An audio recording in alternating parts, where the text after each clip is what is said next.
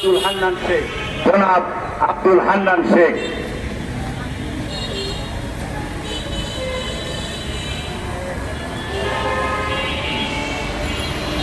আমাদের এই সমাবেশে ইতিমধ্যে যারা বক্তব্য রেখেছেন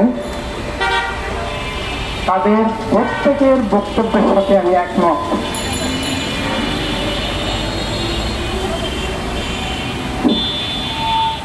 বাংলাদেশ ছাড়া এই পৃথিবীতে আরো তো দেশ আছে, 7টি মহাদেশ।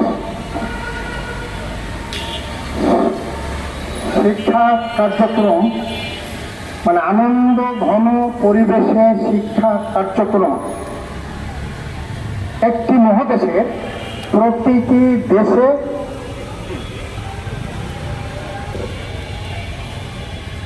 একটি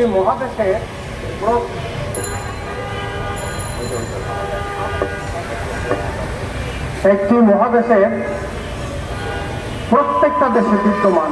এই মহাদেশের নাম হচ্ছে ইউরোপ। কম বেশি 50টা দেশ। প্রত্যেকটা দেশে শিক্ষার পরিবেশ নিশ্চিত। এর কোনো বার্তায় যদি হতো তাহলে তো আমাদের পত্র পত্রিকা আসত। সেই তাহলে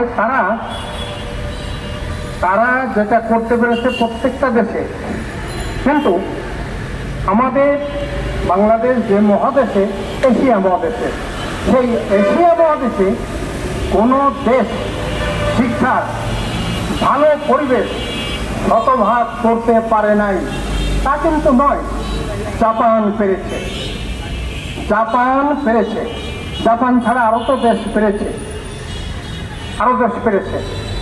হ্যাঁ। তো তারা পারলো, আমরা পারিনি। এর কারণ কি? এর কারণ আছে। দ্বিতীয় বিশ্বযুদ্ধের পরে যেসব দেশে জনসংখ্যা নিয়ন্ত্রণ সফল হয়েছে তার প্রত্যেকটি দেশ শতভাগ শিক্ষিতের দেশ।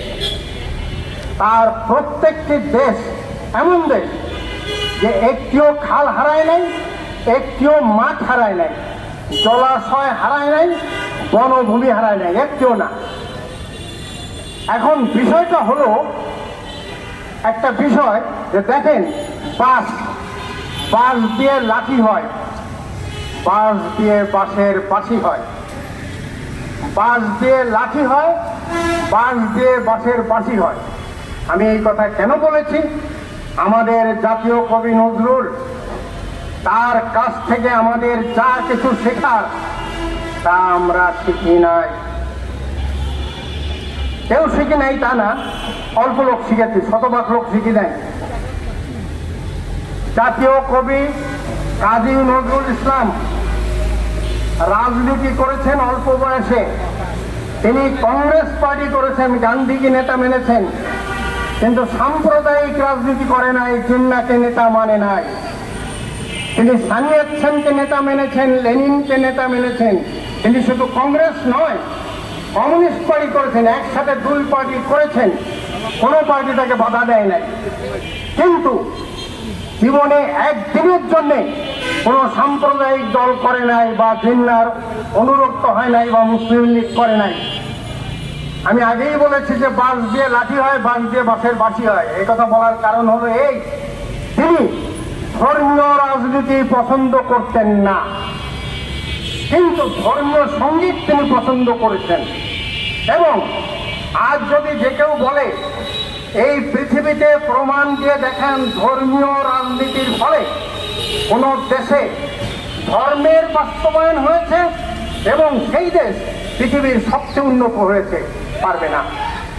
কিন্তু ধর্মীয় সঙ্গীতে কোনো দেশের ক্ষতি হয়েছে, ক্ষতিগ্রস্ত হয়েছে, অথবা ধর্মীয় সঙ্গীত বেশি হওয়ার কারণে কোনো দেশ ভূমধ্য সাগরে ভেসে গেছে যে এই উন্নত জীবনের জন্য, সেটা দেখতে পারবেন না।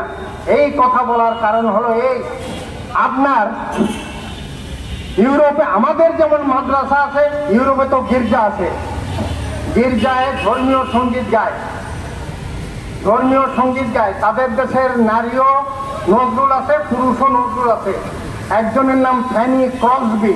ফ্যানি ক্রসবি 5,000-এর উপর ধর্মীয় সঙ্গীত লিখেছেন, কারণ তিনি 95 বছর বেঁচেছেন। ঠিক আছে, এখন নজরুল সমগ্র গান ব্যাপক, অনেক অনেক। আপনি যদি আপনার ক্যামব্রিজ বায়োগ্রাফিক্যাল এনসাইক্লোপিডিয়া পড়েন, সেখানে নজরুলের উপর যে বর্ণনা আছে তার শেষ বাক্য হলো, ইংরেজিতে আর কি, শেষ বাক্য হলো যে নজরুল 500-র উপর গান লিখেছেন হিন্দুদের জন্য। এই কথা কেন লিখেছে? নজরুল যদি মুসলমান না হয়ে হিন্দু হতো তাহলে কিন্তু এই কথা লিখতো না। কথাটা বুঝাইতে পারছি? এখন ইসলামী গান নজরুলের 201টা, তাকে আমাদের মাদ্রাসায় শেখানো হয়। কেউ শেখাবার চেষ্টা করেছে, করে নাই। আপনি বলবেন গান হারাম, এটা কাজী নজরুলের গানে আছে, সে চ্যালেঞ্জ করেছে। কোন কিতাবে লেখা আছে হারাম বজনা গান, সে জানতে চেয়েছে। একটা সহজ কথা বলি, যে কথা বলতে লেখাপড়া লাগে না সেই কথা বলি। কোরআন শরীফ কি সুর ছাড়া পড়া যায়? কোরআন শরীফ সুর ছাড়া পড়া যায়? হিন্দুদের মন্দির আছে, মন্দিরে পূজারীদের ডাকে, তারা আজান দিয়ে ডাকে না, তারা ডাকে বেল বাজায়, ওই যে বাজায়, কি বাজায়, কাঁসা, হ্যাঁ ঘন্টা বাজায়, কাঁসা বাজায়, ইত্যাদি ইত্যাদি। হলো হিন্দুরা। খ্রিস্টানরা ডাকে কিভাবে? বেল বাজায়, ঘন্টা বাজায়। আর ইহুদিরা ডাকে কিভাবে? যে এই ইহুদি বাইরে আসো প্রার্থনা, কিভাবে ডাকে? মুখ দিয়ে না, সিঙ্গার ফুট দেয়। সিঙ্গার ফুট দিলে যে ওই ইসে থেকে ডাকতেছে, আপনার সিনাগগ থেকে ডাকতেছে। ঠিক আছে। আর মুসলমানরা যখন মসজিদে ডাক দেয়, আমরা যাই, আজান শুনি, অর্থাৎ সুর দিয়ে আজান দেয়। এইবার আসেন, আরব দেশের সুর হলো 18 মাকাম সুরধারা। বলবেন যে এটা কি জিনিস? আপনারা একটা জিনিস জানেন, এই যে বাংলাদেশে যারা গান গায়, ছেলেমেয়েরা হিন্দু হোক আর মুসলমান হোক, হিন্দুস্তানি 10 ঠাক, আর দক্ষিণ ভারতে কর্ণাটক 72 ঠাক, আর যারা সাহসী তারা পার্সিয়ান 12 মাকাম। আর নজরুল শিখেছিলেন আরবের 18 মাকাম সুরধারা। কেন শিখেছিলেন? তার কি কম জানা ছিল? এই পারস্যের সঙ্গীত আর ভারতের 2 প্রকার সঙ্গীত, তার কি কোনো ঘাটতি ছিল নজরুলের? ওটা শিখলো কেন? একটা আকাঙ্ক্ষা করেছিল নজরুল, কিন্তু অসুস্থতার জন্যে সে আমাদের উপকার করে যেতে পারে নাই। কি সাহসী নজরুল! কোরআন শরীফের 6236 আয়াত সব সে সুরে গানে রূপান্তরিত করবে, কবিতায় না, সুরে গানে। কথাটা খেয়াল করে, কি সাহসী সে! কিন্তু পরে তার অসুস্থতার জন্য আমরা অনেক ক্ষতিগ্রস্ত হয়েছি। নোবেল প্রাইজ পাইনি আমরা বাঙালিরা, কি ক্ষতি হয়েছে। আরেকজনের মৃত্যুর জন্য আমরা নোবেল প্রাইজ পাই নাই, সে হলো অরবিন্দ ঘোষ। একেবারে হিন্দু মানে ইংরেজি মহাকাব্যের জন্য সিলেক্ট হয়ে গেছিল। 1950 সালে মানে মারা গেলে আর নোবেল পুরস্কার দেয় না, একেবারে আমাদের এই 2 বাঙালি, ইত্যাদি ইত্যাদি। এখন কথা হলো এই যে আরবের সঙ্গীত বললাম 18 মাকাম। দেখেন, আপনারা লতা মঙ্গেশকরের নাম শুনেছেন, তাই না? ফেরদৌসী বেগম নাম শুনেছেন, ফিরোজা বেগম নাম শুনেছেন, সাবিনা ইয়াসমিন ইত্যাদি ইত্যাদি, সন্ধ্যা মুখোপাধ্যায়। আরবের যে শ্রেষ্ঠ গায়িকা, পৃথিবীরও শ্রেষ্ঠ গায়িকা, উম্মে কুলসুম, যে মিশরের শ্রেষ্ঠ গায়িকা, সে পৃথিবীরও শ্রেষ্ঠ গায়িকা। আর একজনের নাম ফাইরুজ, লেবাননের শ্রেষ্ঠ গায়িকা। যে লেবাননের শ্রেষ্ঠ গায়িকা, সে পৃথিবীরও শ্রেষ্ঠ গায়িকা। এবার আসেন আমার কাছে, কথাটা বলি। উম্মে কুলসুম কোনো মাদ্রাসায় ভর্তি হয় নাই, কিন্তু কোরআন শরীফ তার মুখস্থ ছিল। তাকে যে গান শেখাতো, তাকে বললো যে আমিও গান শিখাবো, কিন্তু সহি করে এক কারির কাছে তোমার কোরআন শরীফ শিখতে হবে। কয়ে আপনি তো মিশরের সবচেয়ে বড় উস্তাদ, আপনি থাকতে এবার শেখবো কেন? কয়ে আমি তোমার বলতেছি, আমার কাছে গান শিখবা, ওটা চলমান থাকবে, আর ওটা শিখবা। কারণ তোমারে আমি 18 মাকাম সুরধারা শিখাব। আর সব কিছু বিদ্যমান আছে কোরআন শরীফের 6236 আয়াতে। আমার কথা কি শুনতেছেন? বোঝা যায়? আচ্ছা, লেবাননের ফাইরুজ মনে হবে মুসলমান, মুসলমান না, খ্রিস্টান, নাম ফাইরুজ, পৃথিবীর শ্রেষ্ঠ গায়িকা। হ্যাঁ, সেও ওই যে গানের উস্তাদের কাছে গান শিখছে তাকে বলছে যে তুমি একটু কোরআন শরীফ শেখো। তাতে অসুবিধা নেই, আমি তো খ্রিস্টান, তা আমি বাইবেলে যা পড়ছি তার ভাষা তো আরবি ভাষা, তার তো কোরআন শরীফ পড়তে ইংরেজি কোরআন শরীফ লাগবে না, তার তো ভাষাই আরবি। ওই যে খ্রিস্টান যে ফাইরুজ, সে বললো যে ওর ভিতর যা আছে হযরত আদম বাইবেলেও আছে নূহ নবী ওই বাইবেলে আছে, হ্যাঁ আছে মুসা নবী আছে বাইবেলে আছে, সব কিছু আছে বাইবেলে যা আছে কোরআন শরীফে তা আছে। তা আমার অসুবিধা কি? ওই ফাইরুজ পুরো কোরআন শরীফ মুখস্থ, কিন্তু মুসলমান না। ঠিক আছে, আমি যে কথাগুলো বললাম, আমি কিন্তু নির্যাতন নিয়ে কোনো কথা বললাম না। কেন বললাম না? নির্যাতন যা কিছু ইতিমধ্যে এরা বলেছে তার কোনো কিছু ভুল নয় এবং তাদের সাথে আমি একমত।